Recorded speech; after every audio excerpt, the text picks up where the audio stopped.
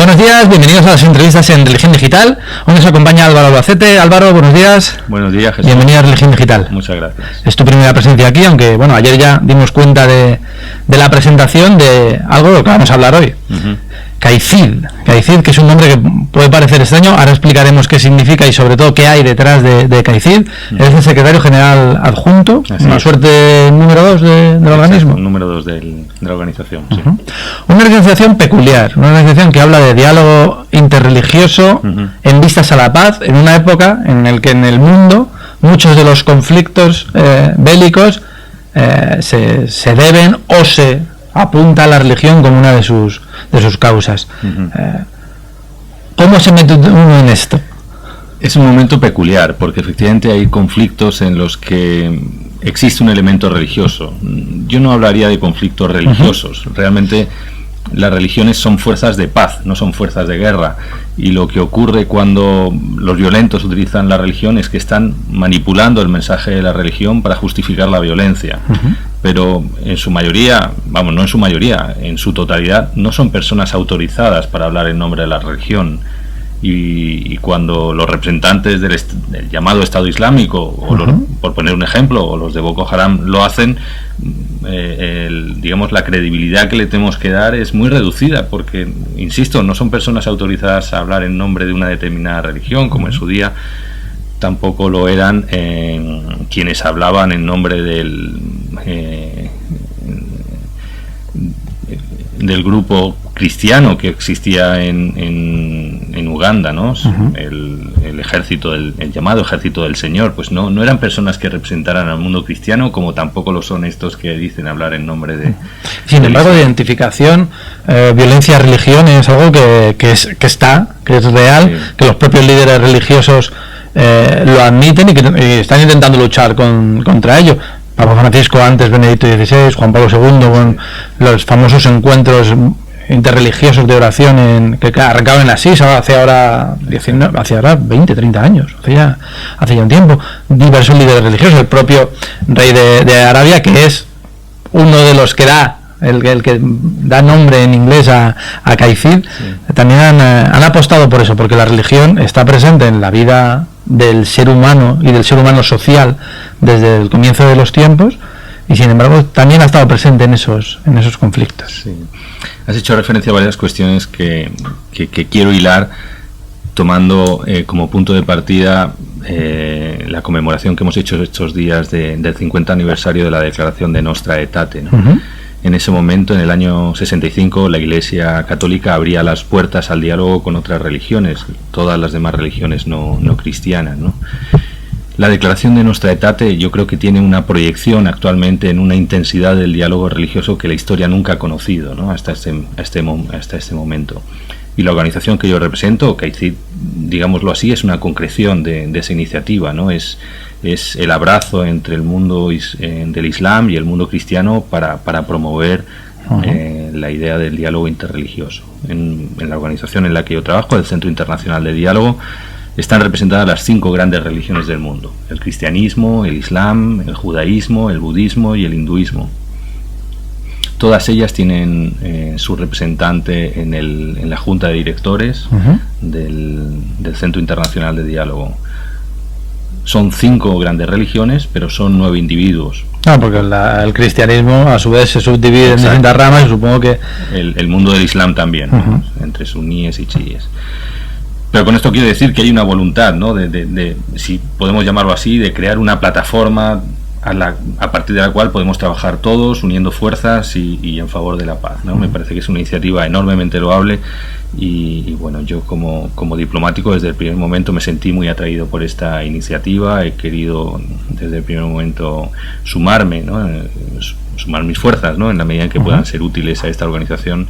Y me siento muy orgulloso, ¿no? de trabajar aquí. Sí, porque tú, ¿cómo llegas a entrar en un instituto de diálogo como este? Porque tu carrera no la vamos a detallar ahora para no aburrir a los telespectadores, pero ¿por qué llegas al convencimiento de que tus talentos, si los podemos denominar así, pueden servir a esta causa? Bueno, entiendo que la pregunta es personal y yo te voy a responder en ese tono personal y aunque estemos en un medio público, a fin de comunicación, me siento cómodo con esta respuesta más personal, ¿no?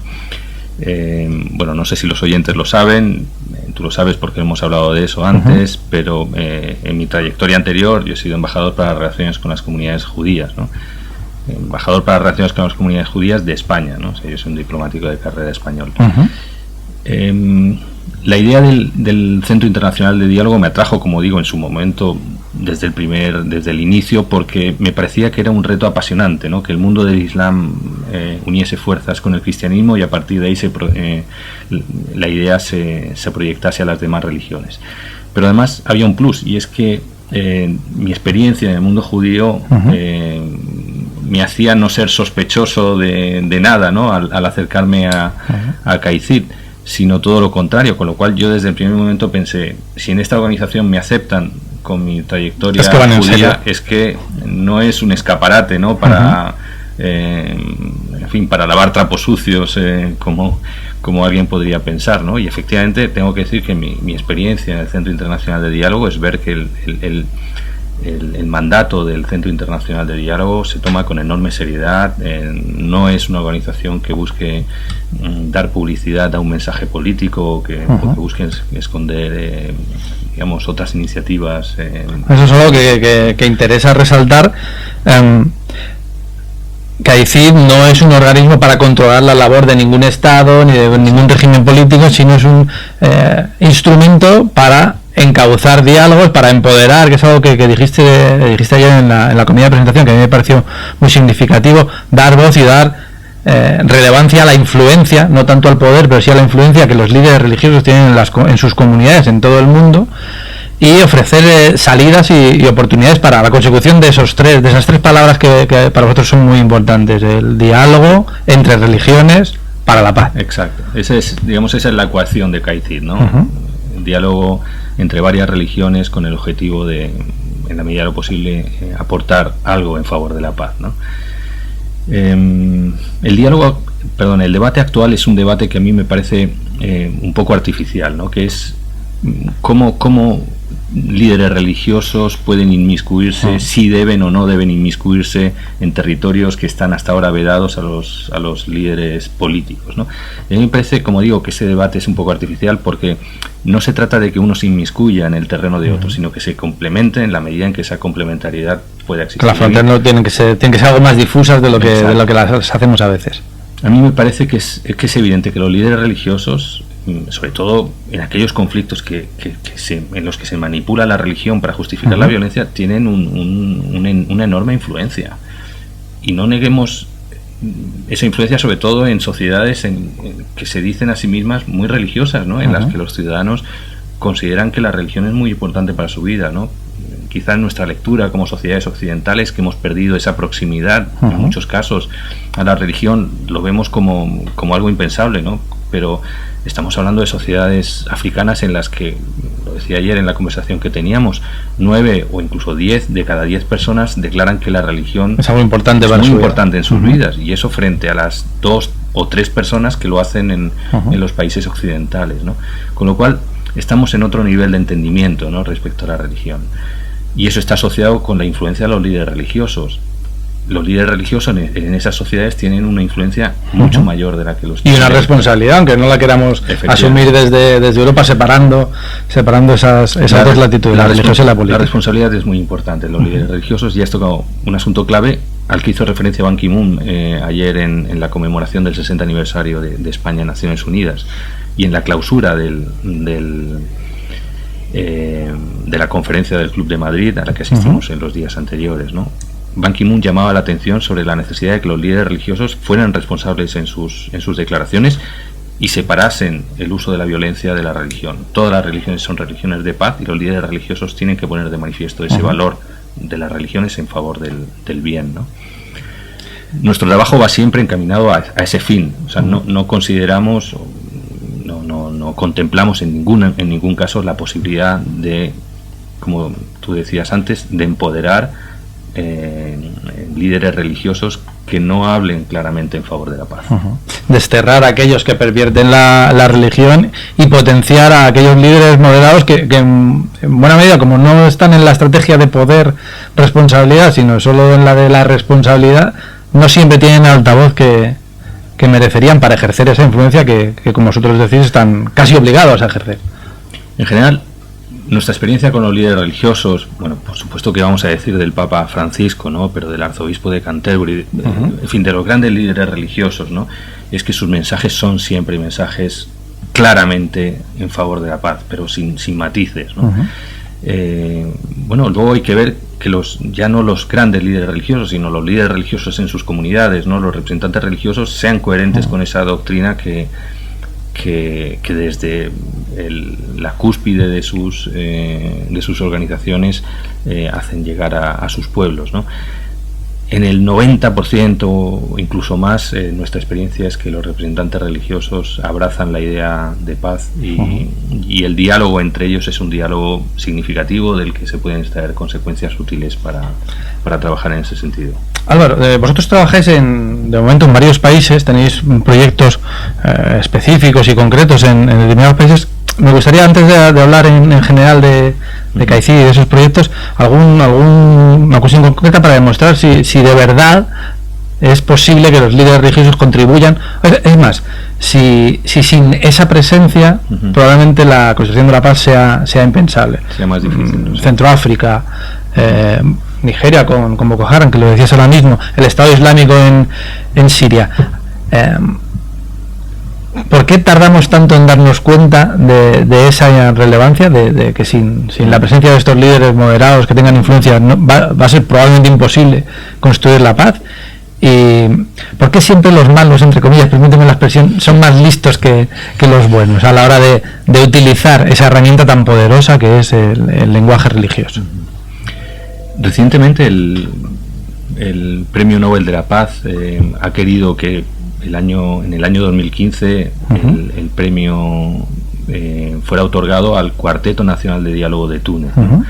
No es un cuarteto que implique o que incluya líderes religiosos, ¿no?, pero la significación del cuarteto resalta la idea de que la sociedad civil debe estar incluida en los diálogos de paz, en los procesos de transición. Y dentro de la sociedad civil, los líderes religiosos, insisto, en aquellas sociedades en las que se sienten muy identificadas con la religión, tienen mucho que decir, ¿no? O sea que esta idea del Nobel de la Paz en 2015 al Cuarteto Nacional del Diálogo está muy ligada a lo que yo estoy diciendo, ¿no? Yo quiero ponerte un ejemplo de las áreas en las que estamos trabajando, y tú las has mencionado. Una de ellas es la República Centroafricana. En ese país se ha creado una plataforma de líderes religiosos. El país está dividido en 3 grandes comunidades. La comunidad protestante, que es la mayoritaria, con un 52% de la población, la comunidad católica, con aproximadamente un 25% de la población, y la comunidad musulmana, con un 15%. Y si sumamos todos esos porcentajes, nos daremos cuenta que alcanzamos el 90 y largos por ciento de la población, ¿no? Lo que quiere decir que el 90 y largos por ciento, el 98, 99% de la población está identificado con una de esas 3 comunidades religiosas. Y sin embargo, se han creado 2 grandes bandos que han propiciado una guerra civil que está los Soleca y los Antibalaca, que nos ha comentado aquí en alguna ocasión Juanjo Aguirre, que es un buen amigo y bloguero de esta casa, una labor excepcional, ¿no?, en el país, y que se merece quizá más que nadie el Premio Nobel de la Paz. Probablemente sí. Bueno, pues se han creado 2 grandes comunidades, como tú has dicho, Seleca y Antibalaca. Una se identifica con el cristianismo y otra se identifica con el mundo musulmán, pero ambos son manipulados, ¿no? Son manipulados por intereses económicos, por intereses políticos. Centroáfrica, que es el país más pobre del mundo, pues tiene minas de diamantes, ¿no?, que es una contradicción, sí. Pero esa es la realidad de ese país tan empobrecido. Nuestra idea ha sido desde el primer momento ayudar a la plataforma de líderes religiosos, compuesto por los líderes de esas 3 grandes religiones que he mencionado, para que pasen los mensajes de paz al conjunto de la población, ¿no? Es la circunstancia que donde eso funciona, y en la propia Centroáfrica, Juanjo Aguirre nos lo comentaba en alguna ocasión, son los propios cristianos los que en ocasiones defienden a los musulmanes de los otros musulmanes que vienen a atacarles por ser traidores y convivir con cristianos, y al revés. son esas pequeñas gotitas de esperanza dentro de la masacre diaria que están viviendo en Centroáfrica, pero que demuestran que esa actitud, más allá de las grandes ideas, que las tenemos todos y que están en los grandes papeles y en las grandes declaraciones, que casi nunca se cumplen, pueden llevarse a cabo. Ese es el punto clave que quiere trabajar ese es el punto clave de CAICID, ¿no? Lo decías tú antes cuando hablabas de los 3 elementos de CAICID, ¿no? El diálogo entre religiones en favor de la paz, ¿no? En varias religiones, diálogo, paz, ¿no?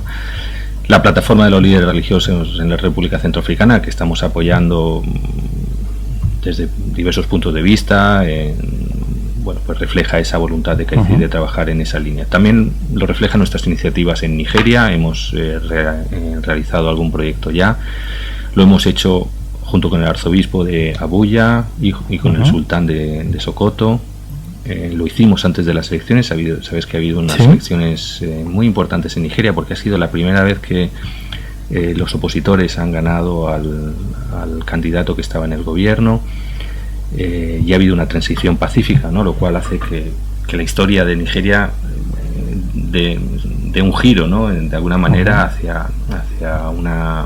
Y Nigeria es uno de los pulmones de África, que también es un país muy importante para comprobar que esos cambios pueden funcionar. Es el segundo país más poblado de África y es un país desde el punto de vista religioso muy peculiar, porque es el país del mundo en el que conviven mayor número de de cristianos con mayor número de musulmanes, ¿no?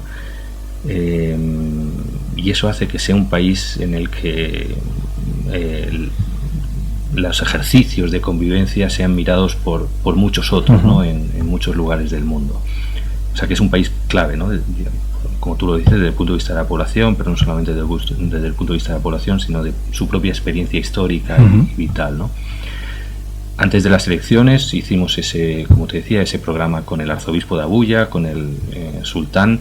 Creamos células a lo largo de todo el país, lo hicimos con una asociación de mujeres, jóvenes, y bueno, pues en la medida de nuestras posibilidades aportamos esa gota en ese gran océano de Nigeria y pensamos, pues queremos pensar por lo menos que fue útil y estamos orgullosos de eso.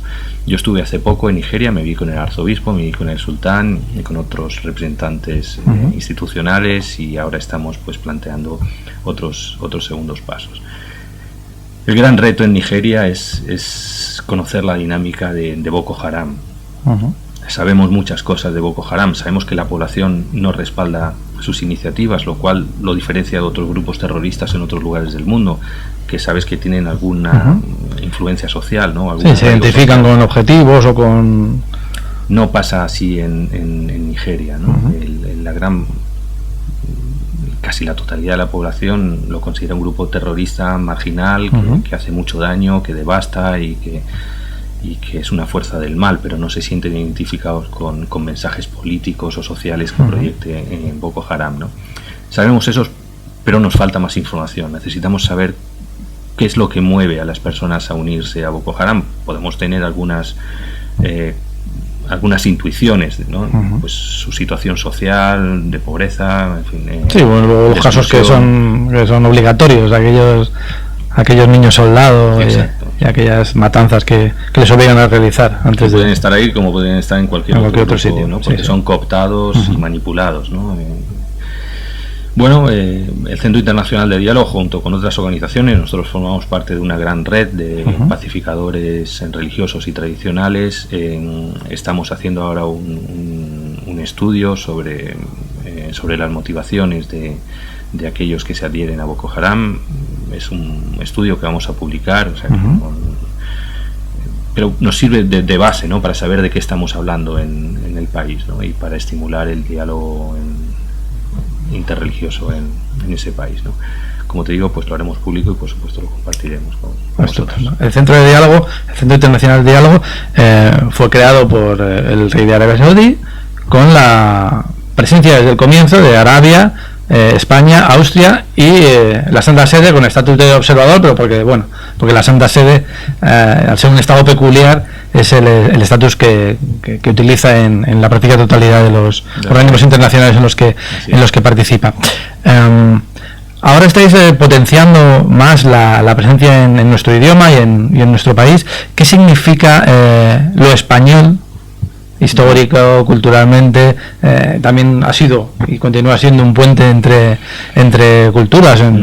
Tenemos un océano de por medio, pero consideramos aquella tierra como nuestra. Me tocas un poco el corazón, porque bueno, hablábamos antes de eso. Yo he sido durante varios años encargado de las relaciones con las comunidades judías, pero he sido también director del Centro Sefarat. Rememorar aquella época de España en la que convivían las tres culturas, en las que el mundo judío y también, por qué no decirlo, el mundo islámico contribuían tanto a la riqueza intelectual, social, cultural de España, pues es una delicia para todos y bueno, pues retraernos 5, 6 o 7 siglos en la historia nos permitiría ver que España realmente ha sido un lugar de encuentro, ¿no? Yo creo que la historia de España en ese sentido lo vemos diariamente en la calle. Y que deberíamos reivindicarlo, porque en muchas ocasiones se impone la tesis de que eso fue un mito y que en realidad no hubo contraste de culturas ni nada por el estilo. Tienes razón, hay como teóricos del negacionismo de nuestra propia historia, y es curioso, ¿no? Porque además lo podemos ver en las calles, ¿no?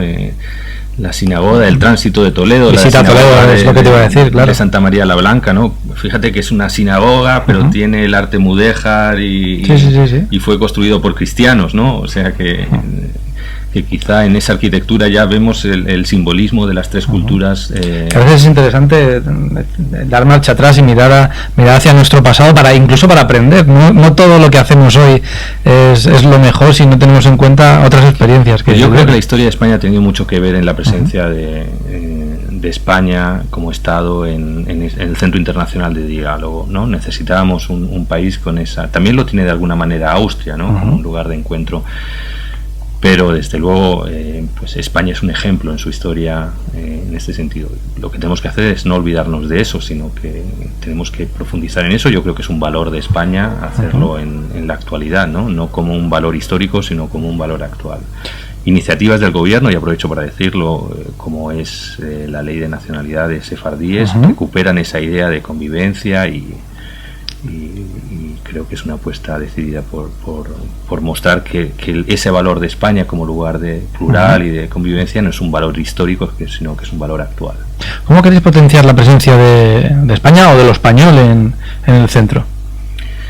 No se puede entender el centro sin España, ¿no?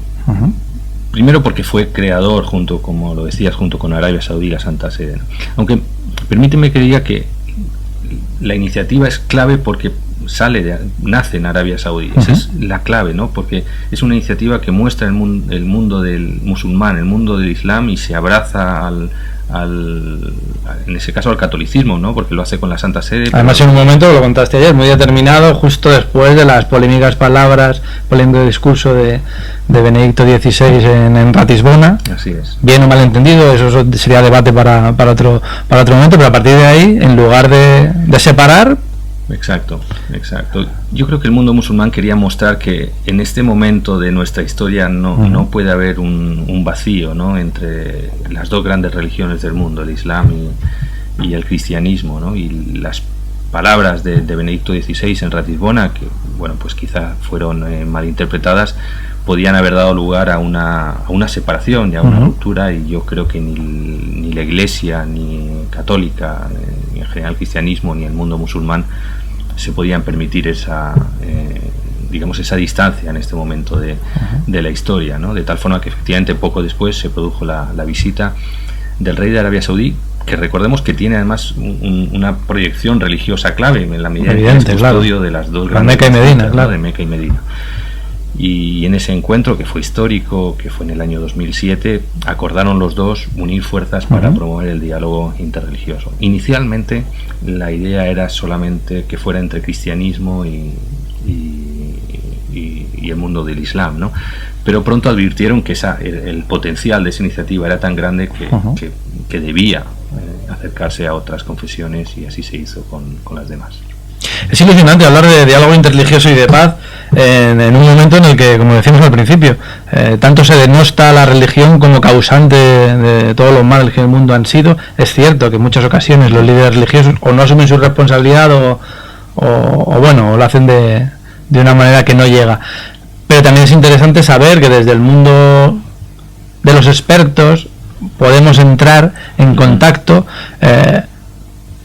con un mundo que se interrelaciona, en el que la religión es un compartimento estanco, tampoco es el organismo principal de poder, pero es un factor más y un factor importante, por lo que hablábamos antes de que el hombre es un hombre religado, que necesita como ser social también, el contacto con lo trascendente, para construir sociedades nuevas. Estamos en un momento crucial, entiendo, estamos en un momento en el que es preciso definitivamente tomar las riendas en este asunto, porque si no podemos tender a que esas pequeñas guerras mundiales en trocitos que dice Papa Francisco se conviertan en una cuestión mucho más global y que no tenga remedio. Y en ese sentido vosotros, no solos, porque como comentaste también, no es solo CAICID, una isla de diálogo interreligioso por la paz, estáis trabajando en proyectos concretos con Naciones Unidas, con la Liga Árabe, con el Grupo de Mujeres de Naciones Unidas, estáis trabajando con muchos organismos multidisciplinares, porque esa es otra de las claves, que solos no arreglamos nada.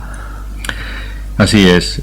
Nosotros tenemos como uno de los motores de nuestro trabajo la multilateralidad, ¿no? O sea, trabajamos con otras organizaciones internacionales que ya tienen experiencia sobre el terreno y nosotros nos unimos a esas iniciativas, tratando de complementarlas con la participación de líderes religiosos en favor de la paz. Has tratado un tema que me gusta mucho, porque la idea de que todas las religiones son por sí mismas una fuerza en favor del bien, y sin embargo los grandes mensajes que nos llegan es que las religiones han hecho mucho mal y han propiciado la violencia, es una idea que tenemos que definitivamente que romper, ¿no?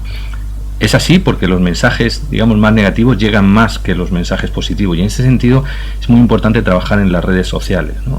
Hay una actividad enorme de lo mal, ¿no? De lo malo, ¿no? En las redes sociales. Padecemos mucho eso, de pequeñas actividades de trolls y demás. Y por eso nosotros en el Centro Internacional de Diálogo también trabajamos en las redes sociales. De hecho, ahora recientemente en Amán ha habido un encuentro de varios cientos de participantes, todos ellos jóvenes, que han sido entrenados, formados para la utilización de los medios sociales y para contestar esas consignas, ¿no? que promueven la utilización de la violencia y en general el enfrentamiento entre comunidades religiosas, ¿no? Creo que hay que hacer un esfuerzo en las redes sociales, porque la multiplicación diaria de los mensajes negativos es preocupante. Y hay que estereotipos y prejuicios. Así es. Y eso hay que romperlo, ¿no? Hay que ahora mismo la ecuación es Islam igual a violencia, y eso no favorece a nadie, porque no es así, ¿no? Entonces, busquemos las voces de los moderados, utilicemos esta palabra que es un anglicismo, que es empoderémoslas, y hagamos que tengan al menos ese vigor y esa fuerza que tienen otras voces negativas en las redes. Pues hemos dado voz a los que se lo merecen. Exacto. Álvaro Albacete, CAICID, se lo merecen, y muy mucho. Habrán ustedes visto durante la entrevista por aquí un rotulito, es la página web de CAICID en español, por si quieren también, aparte de lo que hemos hablado en la entrevista, saber quiénes son, qué hacen, que es bastante lo que hacen en todo el mundo.